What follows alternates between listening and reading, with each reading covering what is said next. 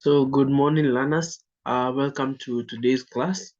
I will be facilitating you through this. I'm Onesmus Ombo Nganga. I trust that you all can hear me. So in case you have any question, you can feel free to chat in the chat box. You can send in your text. You can also raise up your hand so that we may be together as we learn. So I trust your weekend has been well. Yeah. Uh, yeah. That's nice. Thank you. So today we'll be learning on Office. So just we'll be getting to do with the introduction to Office. So what is your idea on Office? What is Office? What is an office? So most people when we talk of an office, we are talking about a room, a place, maybe in an organization and such. So we are defining an office as a place, a room, or a building set aside in an organization where communication, secretarial, accounting, administration, and clerical work takes place.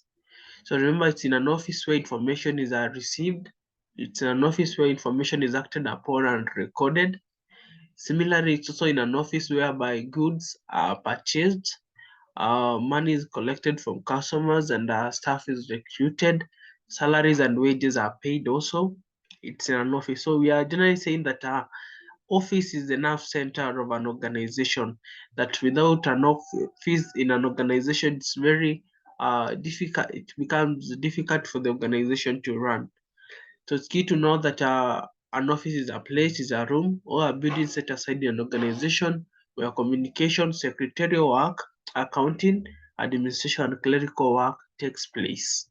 So we are getting to look at in the next slide, that is the functions of an office. Why should we have an office? What are the benefits of having an office? What are the main importance of getting to have an office? So the first importance of or the first main function of having an office is uh, one is able to receive and record information. So remember, in the definition, we say that it's whereby communication and clerical work takes place. So the office is whereby you get to receive information. So the moment you receive that information, the information is acted upon. Upon that information being acted upon, it's now disseminated or distributed to where it is required. So information in an office can be received via letters, telephone calls, orders, invoices, face-to-face conversations, and reports. The next function is that distribution or dissemination of information. So we are saying that it's in an office whereby after that information has reached the office, probably that information, that letter was supposed to address maybe the director or the manager. So the secretary gets to disseminate that information to the relevant authorities. So information is stored for distribution, that is passing it to the officers concerned. Another function of an office is that of mailing. So this involves processing and sending out letters and parcels. It's in an office where outgoing correspondence and parcels from various departments are processed and dispatched. So in this bit, it's whereby probably a letter has been sent to the office, and it needs to get to reach maybe uh, an organization or another organization of your own that is in part of parcel of that you own. So there be much need to send letters, to send parcels. It's also in an office whereby reproduction of documents is done. So when we are saying reproduction of documents, we are getting to say that it's getting to have many copies of the same document. It's like the so we call photocopying. So depending on the urgency, quality, confidentiality, and cost, reproduction of documents may be done by using typewriters, carbon copying, photocopying, duplicating, and printing. So these are some of the ways that you can reproduce documents into other documents. So during your free time, you can feel free to uh, access the library. You can be able to get the advantages and disadvantages of photocopying, carbon copying, typewriters, printing, and also duplicating. Also, another key function of office is safeguarding and controlling of our organization's property. So it's the work of the office to ensure that the organization's property is protected and controlled. So this may be done through enhancing security against theft, that is by employing watchmen, installing security lights, fencing the business premises, the CCTVs, also encourage ensuring physical care by people using the property so that there is no vandalism. So vandalism is just destroying property. For example, the cabinet is used maybe to store. The cabinet is supposed to be used to store documents and files, but someone gets to store their shoes in there. They are misusing it. A good example also is that uh, maybe the boardroom table, it's supposed to be there probably as you're getting to have that meeting, but you find that it's being used for another reason that is not meant to be. It's getting being misused.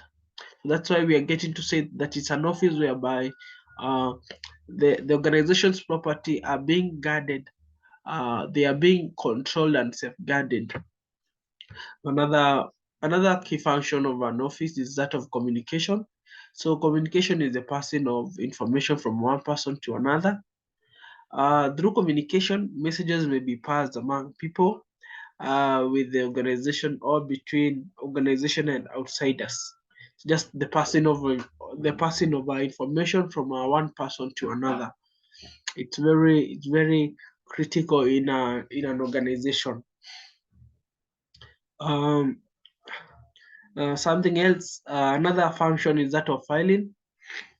Um, Information received in an office or in an organization is stored mainly in files. It may also be stored in books, cards, computer disks, and microfilms.